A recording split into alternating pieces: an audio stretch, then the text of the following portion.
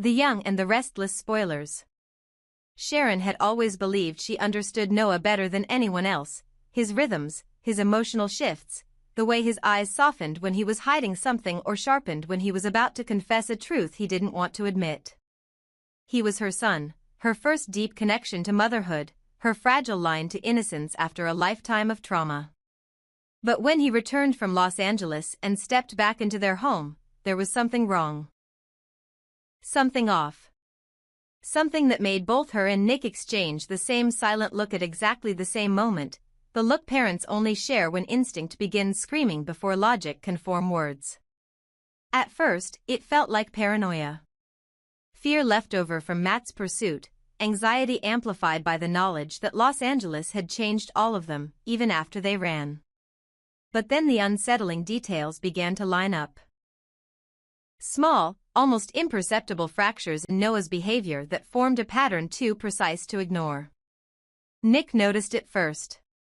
Sharon felt it second. And by the time they voiced it out loud, the world they believed they still understood had already shifted into something far more sinister.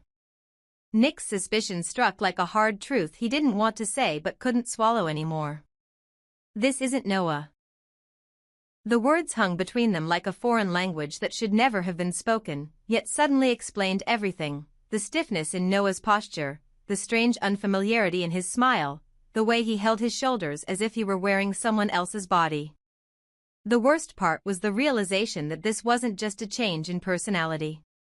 It wasn't trauma. It wasn't stress. It was identity. Sharon, already trembling from the ache of maternal dread, felt her breath collapse as she stared into the face she had loved for decades and saw nothing familiar behind the eyes. She had always believed a mother could recognize her child even in darkness, but what if someone had stolen that face entirely? What if the skin, the voice, the gestures were all a mask? The fear became unbearable when Sharon remembered all the strange coincidences surrounding Sienna and Matt in Los Angeles. The timing of Noah's disappearance. The silence between his messages. The way Sienna had acted guilty, evasive, frightened, but not of Noah. Rather, frightened of being caught. And now, back in Genoa City, everything aligned too neatly.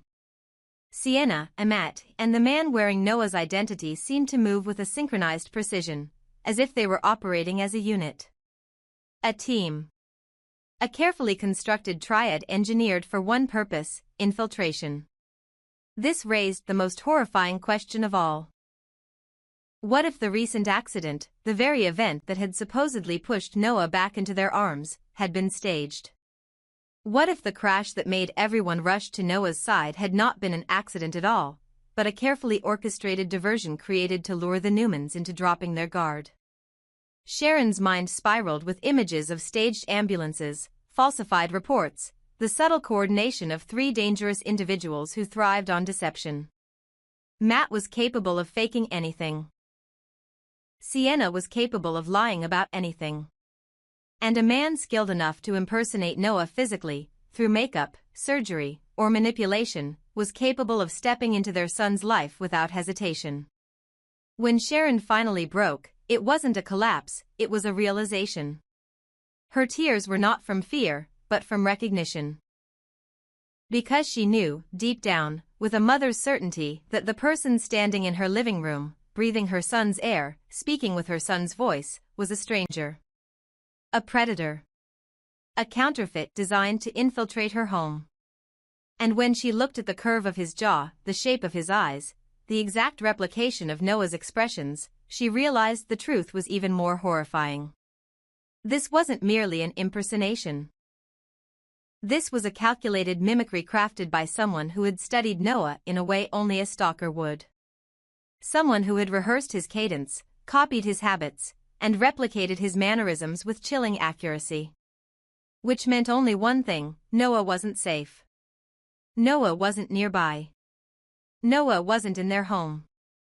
Noah wasn't the one who walked through their door. Someone else was wearing his life. Nick reacted faster than Sharon. The moment the truth clicked, his body shifted into protective mode. rage, fear, and paternal instinct merging into a single force. He replayed every interaction, every moment the imposter had spoken, realizing he had missed subtle cues. The handshake that felt slightly wrong. The hug that lacked warmth.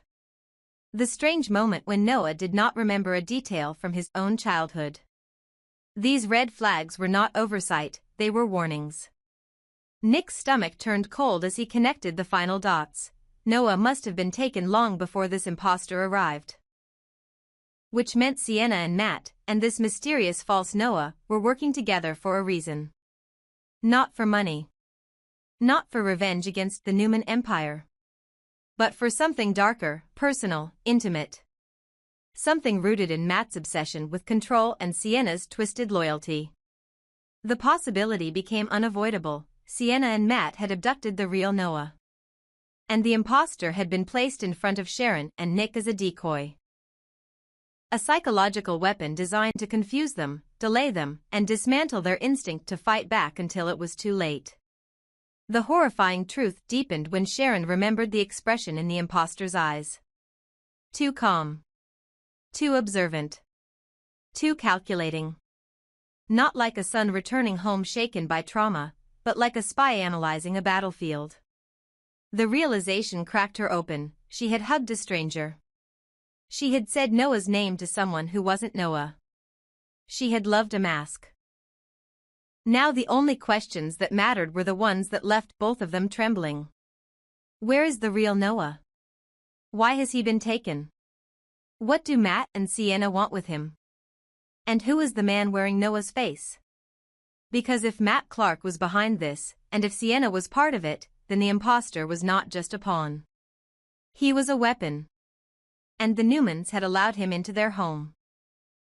The night had the kind of heaviness that did not come from weather but from dread, a suffocating stillness that settled over the Newman property like a warning. Sharon could not shake the uneasy feeling that had been clawing at her chest since the moment she realized there was something wrong with the man calling himself Noah. Every glance, every gesture, every faintly off rhythm in his behavior echoed in her mind, and Nick's suspicion had only sharpened the edges of her fear. When she heard voices drifting through the darkness that did not belong where they were, the tension inside her snapped into focus. From the hallway, barely breathing, she and Nick recognized them instantly, the low, tense cadence of Noah's voice and the thinner, frayed notes of Sienna's. They shouldn't have been there, speaking in secret, huddled in a corner of the house that was meant to be still. The words themselves were indistinct, but the tone carried the sharpness of conspiracy. Something in Nick's eyes changed, a flash of grim certainty as he motioned Sharon back into the shadows, both of them slipping silently along the wall until the two figures came into sharp view at the far end of the corridor, dimly lit by the weak glow of a side lamp. Sharon's heart pounded in a dissonant rhythm as she watched Noah and Sienna lean close, their bodies angled toward each other like accomplices rather than lovers, their whispering quick, anxious, rehearsed. There was no comfort in their proximity, only calculation. Sharon could not make out specific phrases, only fragments, mentions of timing, of keeping them calm, of one more night. It was enough. It was more than enough.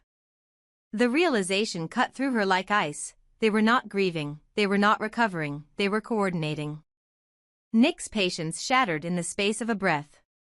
The time for doubt, for analysis, for waiting on security reports and quiet observation, was over. Fury ignited in him like gasoline thrown onto an open flame. All the nights of pretending, all the forced conversations with a stranger wearing his son's face, all the helplessness of watching Sharon question her own instincts crashed together in a single, merciless decision. Without warning, he lunged from the shadows, his footsteps pounding through the hall like judgment. Sharon followed, not because she had a plan, but because there was no longer any reality in which she could stand still and do nothing. Sienna's eyes widened first, her entire body stiffening as she realized they were being watched. Noah turned just a fraction too late. Nick was already on him, his hands slamming into the imposter's shoulders with a force driven by weeks of anger and years of paternal fear. The man stumbled back, hitting the wall, his expression contorted between shock and the first flicker of fight. But this time, Nick did not stop at questions. He did not start with demands. His hands went straight for the face he had been trying so desperately to accept as his son's. The moment Nick's fingers closed around the imposter's jaw, Sharon saw the terror flash through the stranger's eyes. Not the fear of a son being grabbed by his father, but the fear of a man whose disguise was about to be violently torn away. Nick dragged him forward, his grip moving up along the cheek, his thumb catching on something that should not have been there, a telltale edge, a slight give where there should have been only skin. Nick's stomach twisted with disgust and vindication as his fingers dug in and found purchase on a seam, a subtle ridge of artificial flesh that no real human face would ever possess. With a savage yank driven by every sleepless night, he pulled. The sound was nearly unbearable, a wet, sickening peel as the carefully crafted silicone mask resisted for a split second before yielding. Sharon watched in horror as the skin distorted, stretched, and then tore away, coming loose in Nick's fist with a weight that felt obscene. Beneath it, glistening under the dim light, a second face emerged, raw, sweaty, alive, and utterly wrong. The transformation was grotesque, more monstrous because it revealed not a monster, but an ordinary stranger whose very ordinariness made his violation more chilling. For a heartbeat, time froze. The stripped face blinked at them, wide-eyed, panting, his cheeks now mottled with red where the adhesive had tugged at real flesh. Gone were Noah's familiar lines, his boyish bone structure, his soft eyes. In their place stood a man with harder features, narrower eyes, a jaw sharpened by malice and desperation. Sharon's knees nearly buckled as she stared at him, her mind desperately trying to reconcile the image of her son with the thing that had been layered over this stranger's bone and blood. She gasped, a sound somewhere between a sob and a broken exhale, realizing in that horrifying instant that every embrace, every word of reassurance she had forced herself to accept from Noah had been stolen by this man. She had been mothering a mask. Her hands flew to her mouth, tears spilling over as the guilt hit her, irrational but suffocating. She had not recognized her own child's absence. She had let a predator stand where her son should have stood. The stranger reacted on instinct, twisting his body, trying to break free from Nick's brutal grip. For a second, he surged forward, his elbow slamming into Nick's chest as he tried to push off the wall and bolt past them, the primal urge to escape taking over now that his guise was gone. But Nick was faster, fueled by something beyond physical strength. He grabbed a fistful of the man's shirt, yanked him back with such force that the imposter's spine collided with the plaster again, jarring his head and knocking the breath out of him. The man swung a fist blindly, but Nick caught it, slammed it down, and drove his own fist straight into the exposed, unmasked face. The impact cracked through the hallway like a gunshot. Bone met bone, flesh split, and a ribbon of blood burst from the imposter's nose. Nick did not pause to watch it drip. Another punch followed, this one even more brutal, the sound dull and heavy as it crushed into already damaged tissue. The man's head snapped sideways, smearing blood against the wall, his eyes rolling with a dizzy blend of rage and terror. Sharon flinched, but she did not intervene. She had never condoned violence, had always believed in restraint and structure and the illusion of control, but tonight there was nothing abstract about what had been done to them. This man had inhabited her son. He had stolen footholds in their trust. Every hit Nick landed felt, in some dark, painful way, like the only language the imposter understood. Sienna, caught between shock and survival instinct, tried to flee, but Sharon moved with a clarity she did not know she still possessed. With the kind of strength born from desperation, she grabbed Sienna's arm, nails digging in, dragging her back before she could vanish into the nearest doorway or stairwell. Sienna struggled, her voice reduced to panicked breaths, her body twisting as she tried to break free, but Sharon held on with a grip so tight it surprised them both. Years of grief, loss, and regret had left Sharon feeling fragile in many moments, but now every fracture hardened into something unyielding. She forced Sienna against the opposite wall, pinning her there, her eyes wild, her chest heaving. Sienna's guilt was no longer hypothetical or subtle. It glowed on her face as fear, shame, the frantic calculation of someone realizing that the script she had rehearsed no longer mattered. She was caught. The mask was gone. The lie had collapsed. In the center of the hallway, the imposter's struggle began to falter as Nick's punches continued to crash down, each one punctuated by the months of fear he had been forced to swallow. It was no longer about extracting information, it was about reclaiming something stolen. Nick's fists moved with a grim, controlled fury, landing directly onto the man's nose, cheek, jaw, the exposed face now swollen and reddened beneath the smear of drying adhesive residue where the silicone skin had once clung. The imposter's resistance weakened, arms heavy, knees bending under the relentless assault. He sputtered, coughed, spat blood onto the floor, but still tried to twist away, his instincts refusing to surrender even as his body began to give out. Nick grabbed him by the collar, dragged him downward, and shoved him onto his knees with a savage shove.